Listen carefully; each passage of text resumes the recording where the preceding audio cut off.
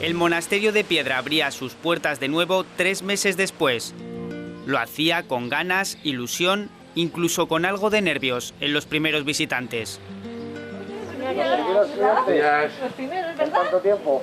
Hemos madrugado para venir a ver este sitio tan bonito. ¿Hemos llegado los primeros o no? Sí. Venimos de María de Huerva y yo sí que lo conozco y Jorge no. Tenemos ganas de ver, pues eso, mucha agua, porque como ha llovido mucho esta primavera, pues estará muy bonito. Y salir a un sitio tranquilo, que naturaleza y salir de casa. Lo vimos por la página web y esperando que fuera el primer día y nada, con las medidas que hay que hacer aquí en otros sitios. Pues es un momento para volver a ilusionarnos, buscar nuevos alicientes, y en Aragón tenemos rincones muy singulares y muy bonitos, y ahora más que nunca es momento de apreciarlos y buscar esos entornos próximos para disfrutar. Monasterio de Piedra es una propuesta al aire libre donde el distanciamiento social está garantizado.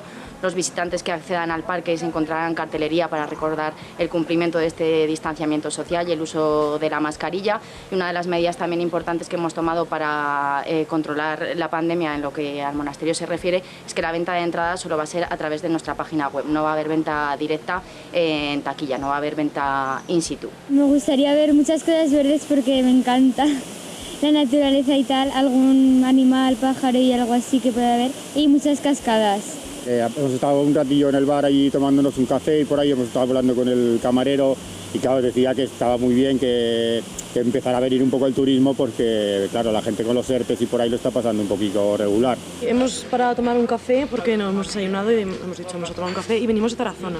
Es imprescindible, ¿no? Es súper importante pues, que se vaya volviendo a recuperar un poco la economía, que la gente salga, que el turismo no sea al 100%, pero que poco a poco se vaya recuperando todo pues para la gente de hostelería, para la gente que tiene hoteles, todo esto para restauración es súper importante.